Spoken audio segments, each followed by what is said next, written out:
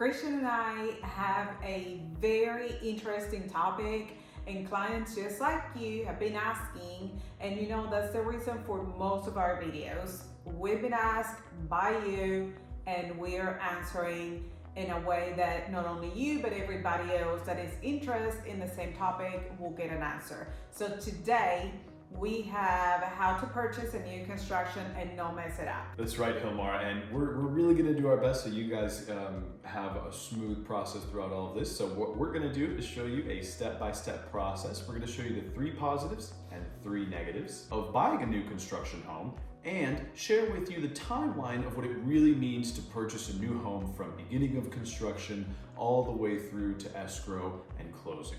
So if you're thinking about going the new construction route, stick with us because we're going to get after it right now.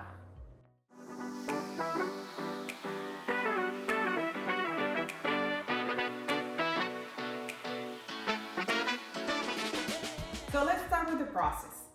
Buying a new construction home is a little bit different than buying an existing, or we call it a retail home. So we're going to start by advising you to identify the builders in the area, visit model homes, and also compare their floor plans. You also need to identify the communities where they're being built, so you're making sure that where you're purchasing home fits your lifestyle. Look, and don't rush this part, okay? Because truthfully, this can be one of the most important parts, okay? Builders and communities all have their own unique features. Some of them really take in consideration amenities like luxury upgrades, maybe energy efficiency, and other people focus a lot more on like walking trails and making it a more greenery? Kind of like greeneries, walkways, parks, things like that. So you really don't want to rush this. You really want to take a look at the communities that you're going to and make sure that community that you're going to really does fit your lifestyle. So after you have picked your builder and you have picked your community, it's time to pick a lot. So Christian, let's not forget, most of the builders will have different pricing and different lots. For example, you may want to be right beside the clubhouse or the pool, or you want to be in a quarter side of the subdivision. So all those lots have what they call premium, and they do cost differently. If you, for example, think that being near to the pool, it's a good idea, you may get a premium for your lot, or maybe the highlight of the community is right in the back of the subdivision, because it doesn't have anybody else in the back and it's still, a bigger lot, or some of those are with views. So it really depends on the many features the community have, and from there you are going to pay a price. Say $1,000 for being right down the pool, or $5,000 to have views. So those, and maybe not that big of a difference, right? And of course, not even $1,000. I was about to say, yeah. I mean, there are some places will charge you that much. I know there's some places that even have premiums of up to $10,000 depending on where you want to. Oh yeah, exactly. Yeah. It depends. I mean, you're not going to find a lot for $1,000 or $5,000. Remember, we're in 2025, so that doesn't happen. And the upgrades might be really from $10,000 being right by the pool to $25,000 to have the views. That is your next step. Me personally, if I'm talking about like where I would want to live in a community, I would go for the cul-de-sac. That's just kind of me. I want to have a family and kids, so I would like to think that they grew up in a cool little cul-de-sac. That's just kind of a personal thing, but that can also have its own premium in and of itself. Okay, so really listen and pay attention to what the builders are doing, where their communities are, and where their lots are, so you can know exactly what you want and go exactly where you need to go. There might be also lots that might be cheaper because they back with the main street, say. Oh, sure. But they're going to be bigger and they're going to be cheaper. So it really depends on your needs. If you are the one that had, 2 Great Danes, you might need a bigger lot, and you might be inclined to be in that lot instead of being right by the pool, where you're going to worry that your dog escapes and jump into the pool. Sure. So those are just details to keep in mind. Awesome. And here's another thing. So after you finish choosing your lot, next comes your floor plan. And this can be honestly the most fun part, because this is kind of the place where you can really start customizing your home, or you can really start customizing your features like your countertops, right? Like if you want a bonus room or not, maybe your back patio, if you want to add more concrete on that back patio, just a bunch of different features. And obviously different lenders have different upgrades and everything varying in price. So anyways, like I said, builders have a lot of options of what you can and cannot upgrade. So make sure you're talking to your builder, make sure you know exactly what you can, what you can't, and what you want to upgrade, because they'll give you a pricing option for just about anything you can think of. And we have to remember, when you're choosing your builder and you want to say customize everything in your home, you want to make sure that the builder you're choosing allows that. Sure. Because there's some builders that say this is the home, Right. and this is how it's going to come. If you like it, fine. If not, out of luck. Right. So if you're going to customize your home, you have to make sure that the builder you choose allows the customization. Builders sometimes have preferred lenders, and they work together to provide the buyer with either help in closing costs or some type of reduction, say a 2-1 buy down, a 3-1 buy down. It's very popular right now with the interest rates being so high. By the way, we're talking technical stuff. If you want to know what 2-1 buy down is, what 3-1 buy down is, comment below. Subscribe and tap the bell for notifications, so you know when we talk about that and you're interested, you'll know.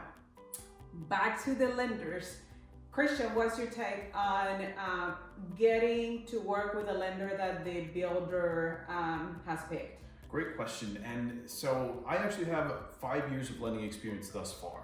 That's what I used to do before being a real estate agent. And That's why I'm asking. And so I get this question asked quite often. Actually, I used to get this question asked quite often. So I think one of the things, actually, really, truly, let's talk one-on-one here, because I'm going to give you guys the best advice that I can possibly think of with the experience that I have. Shop around. Shop around, I would say minimum of 3 different lenders, okay? Because when you get your credit pulled by a lender, a home mortgage lender, it actually does not affect you as hard as you possibly think. I'll go deeper into that someday, not today, but we'll get deeper into what it really means to purchase through a lender. Now, again, check with 3 different lenders, check and see, because builders often offer incentives, or like Hilmar was saying, but there's just, I would just take a look around other places. I would see what everybody else has to offer, because I don't want to badmouth anybody at all, and I'm truly not, because they really do offer some great incentives sometimes. But there could be a real independent lender or a brokerage, okay, that may be able to find the best option for you. And really and truly, that might not always be pricing. It really might be fees, okay? So maybe you'll pay less, but maybe your interest rate will be, I'd say, 0.25% more, but you'll pay a lot less upfront fees. So again, there's a lot of different ways to go about it. Shop around with the minimum of 3 lenders, okay? And see what they have to say and compare this. Yes. And like he said, sometimes the deal looks very good because you get the advertisement, right? This builder offers, I don't know, $10,000 in closing costs. Is that true? When you see the numbers from each lender that you have pulled, what is your necessity? What is exactly that fits you? Because if you need those $10,000 today and you don't care about paying a little bit more in your monthly payments, then that might be an option for you. But if you do have some money built up and you think you can get away from getting those $10,000 but get better interest rate or get a better monthly payment, then those are the things that you need to be looking at. Now, they can also, so builders, depending on how big they are, right, they can buy certain amount of money from a lender to offer. Have you seen those commercials that say, this builder offers a 5% interest rate? Well, that is because they bought already from the lender this much yes, money, yes, and yes, they yes. are able to offer that because they already bought it. Right. So when you see that, it's not completely a lie, we can say. It is the truth, but at what cost to you? So everything that we're saying is to tell you that you need to see the pricing, because getting a loan, I mean, you're paying everybody for it. So just make sure that the numbers match what you need. Yeah, and here's actually some advice when doing something like that. When you're actually talking to a lender or a builder or something like that, ask them for a loan estimate, okay? Ask them for that specific, it's usually 1 to 2 pages, it's called a loan estimate, and that will show you a full breakdown of all of your costs, your fees, exactly where your money is going and why it's being put there, okay? So when you're comparing, always ask for a loan estimate. Now you will say, why are we talking so much about lending if the video is about buying a new construction? Well, how do you buy a house if you don't have the cash to put it down? It is a huge part in the process. So that's why we want to emphasize, when you're going into this, you need to know all the ins and outs, and that's what we're here for. Okay, now that you got the hairy situation with the lender, figure it out, you got your lender. So you already have your builder, you already have your lender, and you are ready to sign a contract with your builder. And patience is key at this point, and we're gonna talk about the timeline later in this video. So let's talk about the positive. So the first positive, and this is one of my favorites, you get a new home, brand new, never built in, fresh off the factory home. You know what I mean? It smells so good. It's just like the new car smell, you get the new house smell. Oh my goodness. Everything from the roof to the appliances to the floors to the kitchen to everything is brand new. And usually there's builder warranties, right? And those allow for structural issues or any sort of systems like that. And normally these warranties last several years for the beginning life of the home. And going back to researching your builder, research how many years each of the builders that you're considering offer in each of those items. Yes. Because there might be a 1-year warranty and that's it. There might be a 1-year warranty on your appliances, there might be 2-year warranty on the plumbing and electrical, there might be 5 years in your structural. So just make sure that you also look into that. Unlike a resale home, you get to customize a lot of your options on a new build, like personalized finishes, different types of layouts, and you can even add special rooms. So we've talked about the benefits of purchasing a new construction because you get to customize your home, you get to do things like that. Now, let's talk about another part that maybe a lot of people don't think about. When you get a new construction build, you're generally getting some of the newest technology when it comes to, you know, any part of technology in a home. So this is the part where I like to say, Alexa, tell your human to subscribe to our channel, like our video, and hit that bell notification. Okay, so anyways, I mean, you gotta think of all the new additions like upgraded appliances, like brand new appliances, brand new maybe lighting structures. You're getting probably new plumbing as well, which isn't necessarily a technology, but it is at the end of the day an advanced technology. New products. Right. So you're really getting the top of the line stuff. And one of the most important parts to me is energy efficiency, right? You're getting better insulation, newer insulation, just again, advanced technology that really helps you save money at the end of the day, because at the, you know, on the back half of purchasing the home, you're not paying as much for KUB, or well, I guess for us, KUB, it's our electrical company. Our electric company. So you're saving on electrical, you're saving on water, you're saving on gas. I mean, again, you might pay more for a new home, but you're saving more at the end of the day through upgrades such as not having to worry about a new roof. I mean, it depends. When you say you might pay more for new construction, with home prices right now, I've seen I guess it's true. Neck and neck. That's very true. And some newer builds are the same price as a retail home. It really depends on your lifestyle. Right.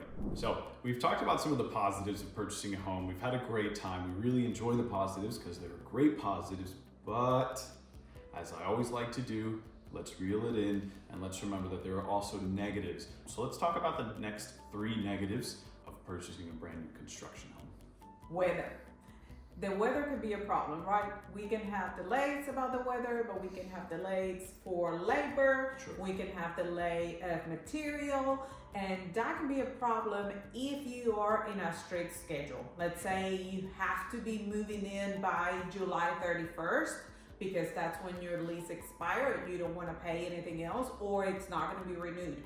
So just make sure that when you do this, you are okay with an extended period of time. Right. Imagine all those people in 2020, right? When supply chain was, pretty much zero, right? At one point, people didn't get homes for about a year over than what they were supposed to, if not longer. And one of the things that happens sometimes is that those delays aren't really communicated well. Hilmar, have you ever been blindsided by a situation like that? Unfortunately, yes. If you're not working with the right agents to be on top of your interest and communicate directly with the builder. For example, I do, when I have a new build client, I do communicate with the builder every single week. I want to know exactly what's happening, when, why, if there is a delay, what's the delay, and I will be in communication with you. So unfortunately, yes, it could be a problem. And if you're not thinking about it, if they say, well, we'll give you your home in 6 months, and 6 months go by, and you come back and we're like, what happened? It's just the envelope of the home. All right, so we talked about the first negative, which is possible delays due to whatever's going on, right? But now let's talk about that second negative, which is the fact that cost can really add up, right? Because there's a base price to a model home, right? And then you have additional upgrades that you can do. So each upgrade obviously is going to cost a little bit of money, and that can really put you over budget just like that, okay? So try to stick to the plan and try to keep in mind that your budget should be as strict as you need it to be. And also getting with that, not only that, but changes. If you think that you wanted this wall here and now you want it this way, even if they haven't built it, it's gonna cost you money. It's a change of order, it's gonna cost you money. So make sure when you ask for your upgrades, you already have down exactly what you want. We've given you two negatives here. We talked about possible delays. The next one is going over budget. And this third one, which is my personal least favorite because it kind of just is what it is. But you got to keep in mind, if you buy a new construction and you're early in the development phase, you're going to be in a construction zone for a foreseeable future, right? So it's going to be loud. There's going to be cars running in and out all the time. There's going to be big trucks everywhere. So just, again, just keep that in mind when you're purchasing a new construction, that you will be in a construction zone for quite some time. Maybe for a year or two. Yeah. Depending on how big the development is. Right. I still have 2 more houses behind me under construction, and very often I get woken up on a Saturday morning with a bang of a hammer. So it's no fun.